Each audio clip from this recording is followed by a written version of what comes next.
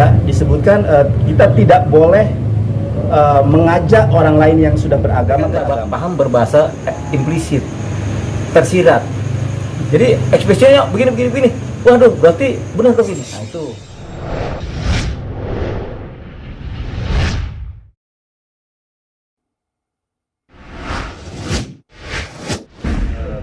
Ininya. Ke atas bang, boleh ke atas bang, ke atas videonya bang. Ini videonya. Ini maksudnya suratnya. Atasnya. Tahan, bentar bang.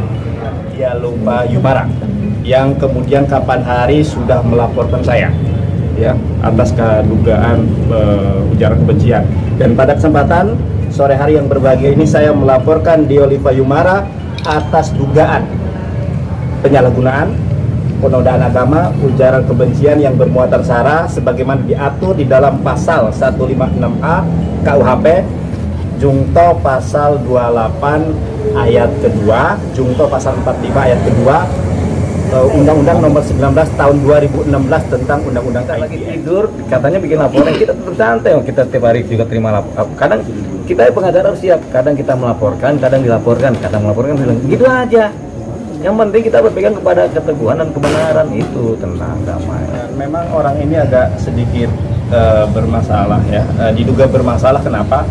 Saya advokat, tadi sudah saya tunjukkan KTPA saya bahwa di dalam Undang-Undang Advokat nomor 18 tahun 2003 pasal 20, seorang advokat itu tidak boleh merangkap menjadi PNS. Yang pertama dicatat ya, ini untuk mengedukasi hukum. Yang kedua tidak boleh menjadi TNI, yang ketiga tidak boleh menjadi polisi, dan tidak boleh menjadi pejabat negara. Ini ada ujung-ujung manusia di muka bumi muncul ke permukaan ngaku-ngaku sebagai intelijen. Intelijen itu kerjanya senyap guys, begitu ya. Ini ngaku-ngaku gitu. Dan sudah saya laporkan Badan Intelijen Negara. Kalau aneh kan paling keceplosannya cuma intelijen negara, badannya nggak ada. Coba aja, ada nggak aneh nyebut badan intelijen negara? Kan nggak pernah ada.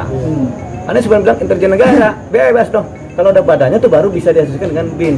Kalau aneh kan sebutnya kan selalu kan intelijen negara. B-nya kan nggak ada. Emang langsung BIN kan enggak? Nggak keceplosan tuh bang. Ya tipis-tipis. Intinya bang, laporan dari itu sendiri menurut abang apa? Siapa? Laporannya Anda sendiri, Jonathan Hambal. Ya, nggak apa-apa. Yang penting bagus harus bikin laporan polisi sebanyak-banyaknya, supaya KTP-nya itu ketera di Polres. Supaya ketika laporan kita ini dia, tinggal kita kirim surat ke alamat itu. Kan kita bingung kalau tanya, Bang Alif, ini si Nandar kan kita kan laporin dia tuh kan, dia punya YouTube-nya itu kan udah menghina banget. Kan Polres tanya, Bang Alif, ini gimana nih alamatnya dia? Kita nggak ada yang tahu nih. Tenang, besok aneh berdoa. Besok juga dibikin LP, dia pasti berprovokasi. Nah, dari si dia bikin LP, dia masuk ke Polres.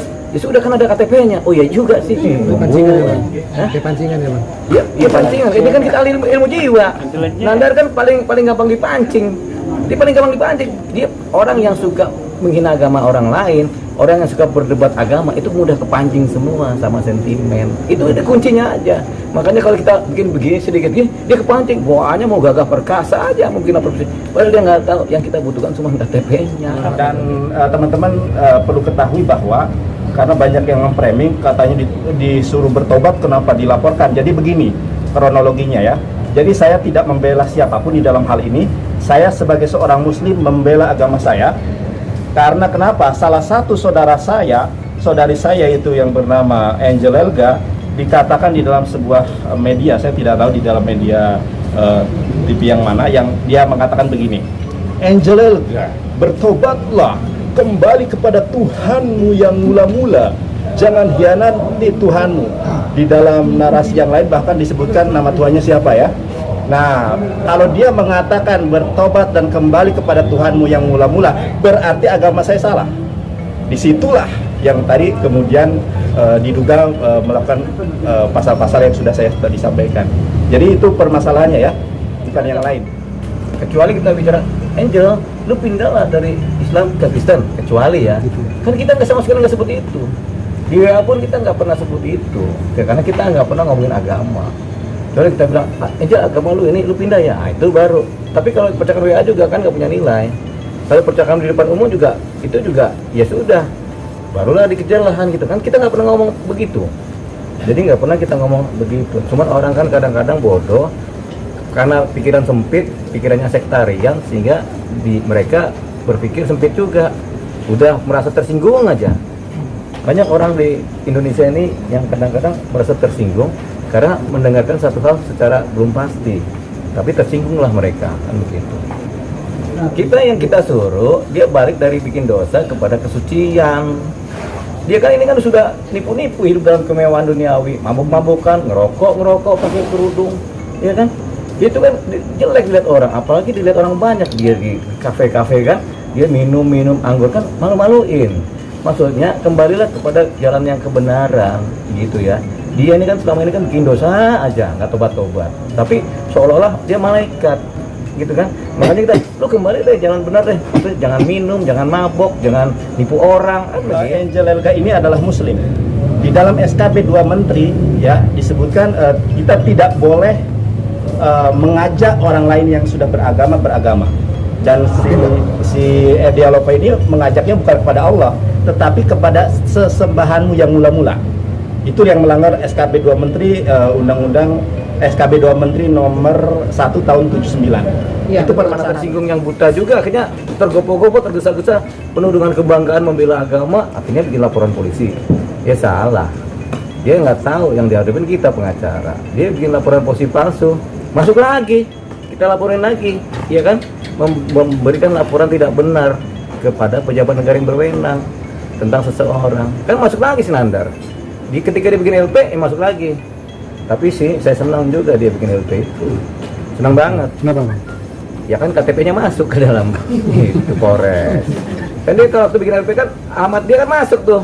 Di mana kan selama ini kita cari-cari di mana alamatnya Nandari. Tuhan tolong Tuhan, kiranya Engkau berikan jalan supaya Nandar dengan KTP-nya itu bisa masuk. Besoknya dia masuk hari ini. Kan gitu. Yang kita senang dari Nandar itu kebodohannya. Namanya orang keceplosan bisa apa aja. Yang dimaksud keceplosan adalah nggak punya nilai. Namanya juga keceplosan. Kalau kita ngomong secara pernyataan afirmatif, menyatakan iya segitu baru. Tidak kan keceplosan, ya kan? Setiap keceplosan itu nggak punya Undang Advokat nomor 18 tahun 2003 pasal ke-20, seorang advokat tidak boleh merangkap menjadi profesi yang tadi sudah saya sebutkan, PNS, Polri, TNI, dan pejabat negara. Nah ini ngaku-ngaku di depan umum. Saya tidak menyebutkan ya. Kalau Anda menyimpulkan dia lupa, itu urusan Anda, bukan urusan saya. Itu kan karena mereka salah menginterpretasikan bahasa. Mereka kan bahasanya mungkin bahasa ini semua, bahasa eksplisit semua. Mereka nggak paham berbahasa implisit, tersirat. Jadi ekspresinya begini. Waduh, berarti benar dong ini. Nah itu. Jadi banyak orang nggak pernah belajar ilmu berbahasa. Jadi SD itu kan ada, di SMP juga kan pelajaran gaya bahasa. Tapi mereka nggak belajar itu, sehingga mereka apa yang didengar langsung. Nah itulah pikirannya. Karena mereka nggak tahu tuh bahasa kiasan kan ada. Jadi mungkin dia nggak pernah belajar ilmu analogi. Analogi itu mata kuliah tersendiri, menganalogikan sesuatu dengan bahasa yang berbeda.